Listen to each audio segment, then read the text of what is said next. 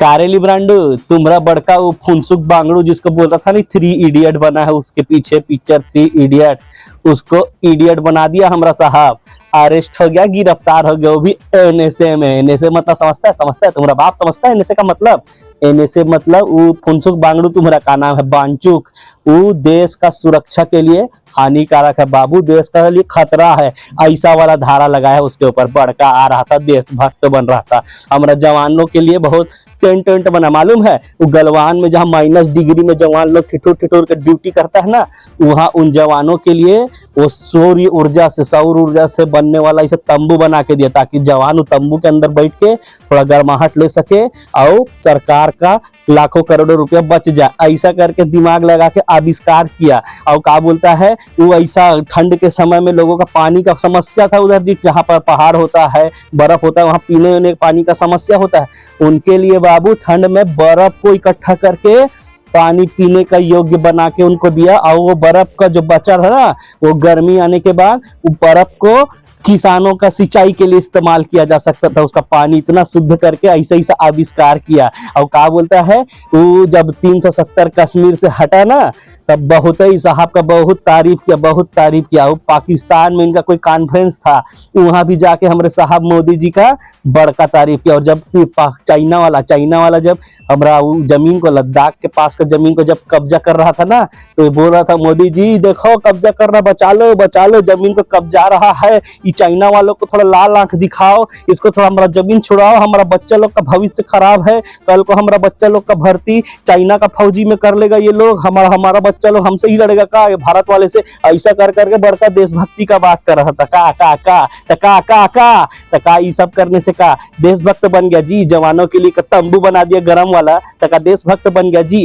किसानों अब पीने का पानी के लिए, सिंचाई के लिए जुगाड़ कर दिया, अपना आविष्कार कर दिया, तका देशभक्त बन गया जी। साहब का मोदी जी का तारीफ कर दिया 370 में, तका देशभक्त बन गया जी। पाकिस्तान में जाके मोदी जी का तारीफ कर दिया, तका देशभक्त बन गया जी। और का चाइना को के खिलाफ बोल रहा था, इतना चाइना को लाल आंख दिखा दिखा के ई बोल रहा था, ई बांचुक तुम्हारा फुनसुक बांगड़ू, तका वो देशभक्त हो गया जी। कोई देशभक्त नहीं है, वो गद्दार है, देशद्रोही है, और चाइना का एजेंट है। ससुरा चाइना से पैसा लेता है हमारे साहब के खिलाफ, देश के खिलाफ बोलने के लिए। देशभक्त क्या होता है पता है तुमको? पता है तुमको? जानता है तुम देशभक्त किसको बोलता है जी?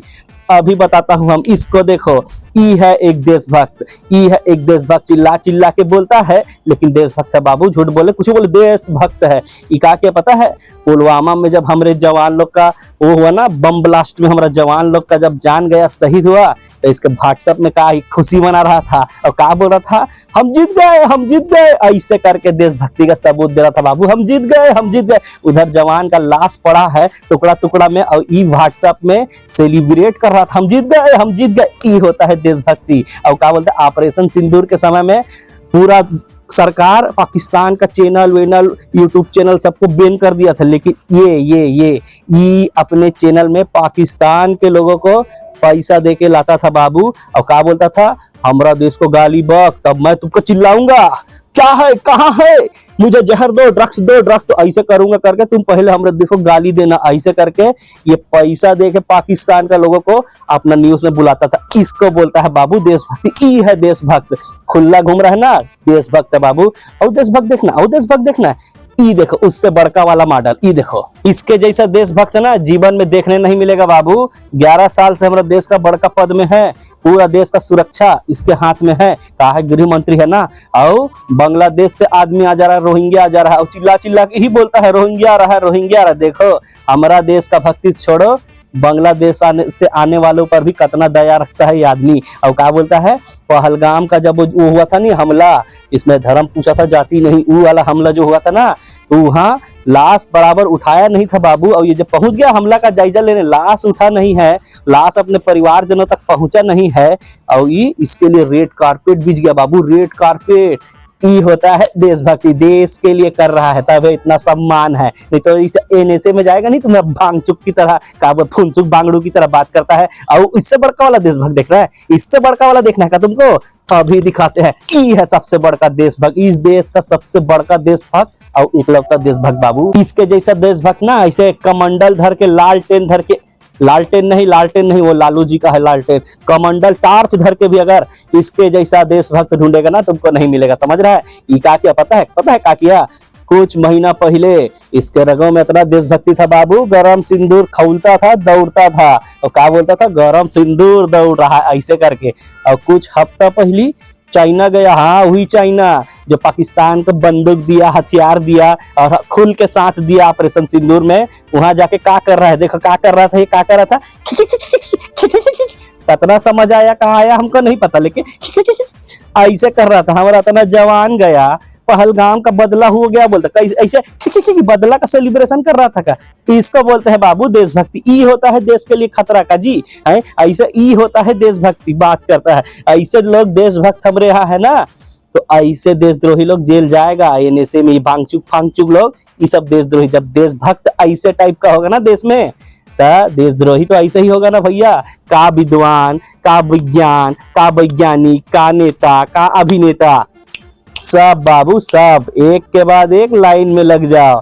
ये है असली देशभक्त बाबू, तुम लोग सब देशद्रोही है, गद्दार है।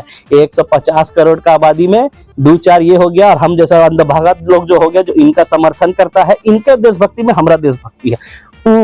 हम जैसा अंधभगत समाज, यही लोग बस देशभक्त है। बाकी तुम सब लिबरांडू और ये सब लोग ना जो इनसे बांगचुक, सोनम बांगचुक, पुनसुक बांगड़ू, ये बाकी लोग है, ये सब देशद्रोही है। लेकिन हमारे मन में दो सवाल है, ई दोनों जो ई है, ई दोनों और इनका पार्टी वाला, ई लोग देश है या ई लोग धर्म है? ये दो चीज में हमको ना बहुत कंफ्यूज रहता, हम कंफ्यूज आ गया हूँ एकदम। कहा है इनके खिलाफ कुछ बोलो तो तुम देशद्रोही हो, कुछ ये हो वो हो एनएसए लगा के डाल देंगे। इनकी आलोचना करो तो तुमको एनएसए लगा के डाल देंगे। देशद्रोही हो, गद्दार हो, तालिबानी हो, पाकिस्तानी हो, ये हो वो हो, हिंदुस्तानी बस नहीं हो। और इनके बारे में कभी और कुछ बोल दो तो तुम सनातन का विरोधी हो, तुम हिंदू धर्म का विरोधी हो। हमको यही चीज में कंफ्यूज है जी कि ई दोनों और इनका पार्टी, ई धर्म है कि ये देश है। देश मतलब पूरा 150 करोड़ का लोग जातना जहाँ वो होता है ना जी देश। लेकिन हमको समझ में नहीं आता पिछले 11 साल से, देश मतलब यही दोनों और इनका पार्टी वाला हो जाता है, धर्म मतलब भी यही दोनों और इनका पार्टी वाला हो जाता है। तो हम बहुत ही कंफ्यूज है। का हमको फर्क नहीं पड़ता बाबू, ये लोग धर्म रहे या देश रहे। हमको इतना पता है इनको परमात्मा ने भेजा है बाबू हमरे लिए, और ये अवतार है। गाना नहीं सुने, कट जाओगे मिट जाओगे हो जाएगा अंत, फिर ना मिलेगा इनके जैसा संत। और संत से हमको याद आया बाबू, तुम्हारा जो फुनसुक बांगड़ू है ना, फुनसुक का नाम है सोनम बांगचुक, इसको कौन सा जेल में भेज रहा है पता है? कौन सा जेल में भेज रहा है? जोधपुर जेल में। वहां भी एक संत है बाबू, बहुत ही पूजनीय संत है हमरे झांसाराम नहीं जी, वो तो दिल्ली में है, झांसाराम नहीं, आसाराम बापू है बाबू, वहां संत में। लिब्रांडू बल्लू क्या बोल रहा था पता है? क्या बोल रहा था? तो ये झांसाराम तुम्हारा हमरा सोनम बांगचुक को आसाराम का जेल में भेज दिया। बताइए, हत्या बलात्कार करने वाला जहाँ रहता है वहां आविष्कार करने वाला भेज दिया। ऐसा बोल के हमारा दिमाग खराब किया। तो हम भी बोला अरे बल्लू अब सोनम बांगचुक बिगड़ जाएगा कि आसाराम सुधर जाए, ऐसे करके हम बोला उसको। तो बोलता है तो हमको तंज मार रहा है कि अपना ही मजाक उड़ा रहा है, ऐसा बोल के फिर से जलील करके भाग गया वो चोट्टा। और तुम सब लिब्रांडू लोग सोशल मीडिया में क्या चला रहा है? #वी सपोर्ट सोनम बांगचुक, हम सोनम बांगचुक का सपोर्ट कर रहा हूँ। तुम लोग अब ही कर सकता है बाबू, तुम्हें इसमें ना कोई गरम सिंदूर का ठंडा सिंदूर भी नहीं दौड़ रहा, इसीलिए बस खाली सोशल मीडिया में चटर पटर करके कुछ भी लिख सकता है। कहा है हम इसलिए बोल रहा है, हमारा भी लक्षण ठीक नहीं दिख रहा है बाबू, हम भी लगातार इनका आलोचना करते जा रहे हैं।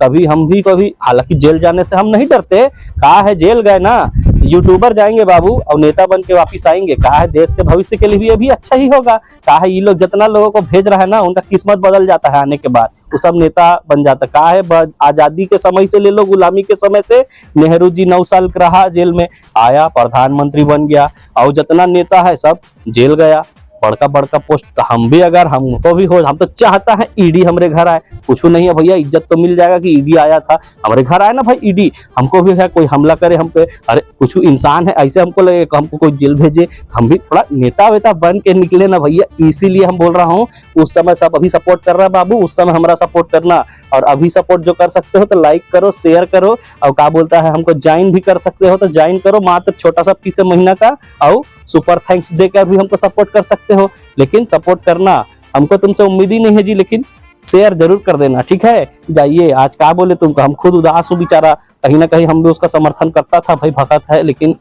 हम भी उसका समर्थक था, क्या बोलेगा।